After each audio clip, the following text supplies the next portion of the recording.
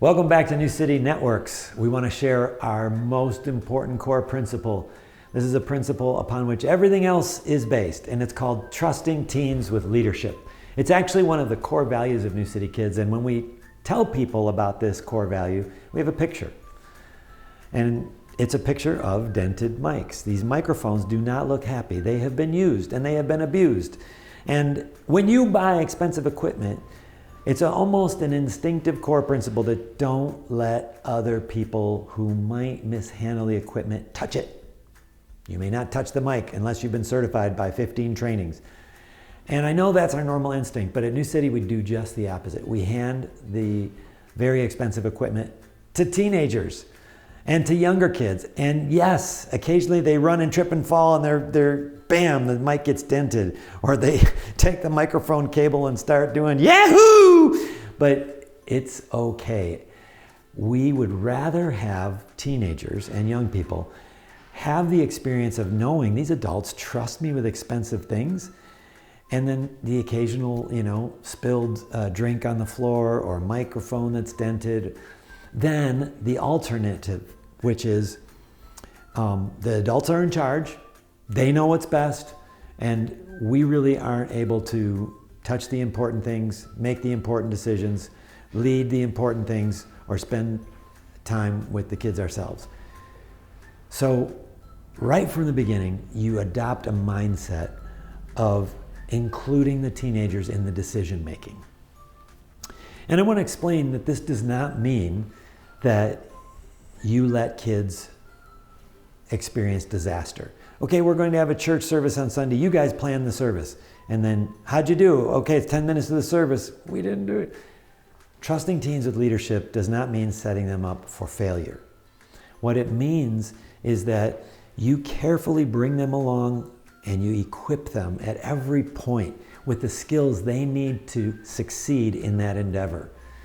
And it means that there's a point, a magic, beautiful, wonderful point, after you've set them up for success, after you've done some training, after you've handed them the corded mic, that you walk away and you give them the beautiful cordless mic. And they take that mic, and anything could happen, but probably the right thing is going to happen because you've spent all this time trusting them with that leadership. And when they feel that trust and then they go and they lead that song or that teaching or that segment, something goes deep inside of them and it says, wow, I just did this thing I never saw myself doing, and they trusted me to do it. Maybe I could do other things I never thought I could possibly do. And of all the things that we could succeed in, if we get a child to believe they can do the impossible, we have done more than you can imagine. Because what happens in a child's life when their mind begins to have these small experiences of accomplishing something they thought previously impossible, it sets up this release of endorphins, these rerouting of neural networks in your brain. I don't even know what the chemistry or the science behind it is. I just know that what happens is kids' eyes open up and they see the world in a different way, where things that used to feel impossible now feel possible. So trusting teens with leadership is a core strategy on the way to this moment of discovery, when kids realize, I can do this thing I previously thought impossible. Now, one of the things that you want to do along the way is every day you trust that kid with that classroom. Every day you trust that kid with that business decision. Every day you trust that child to lead that part of the worship service. You come and you coach that child. You bring them, pull them aside afterwards and said, let's talk about how that went. How did that feel to you? What parts do you think you did well on? What parts do you think you could improve on? And you debrief it and you give them constructive feedback so that next time it's even better.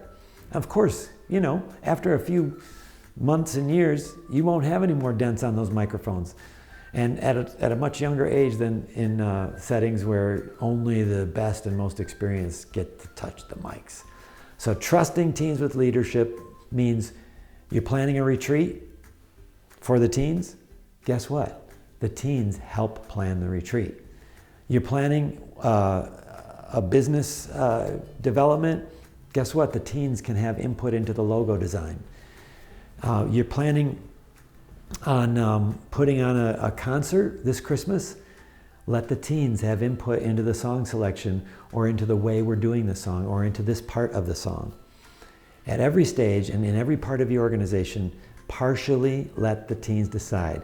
Don't completely hand it over. Don't hand it over all at once, and never set the teens up for failure by not training them.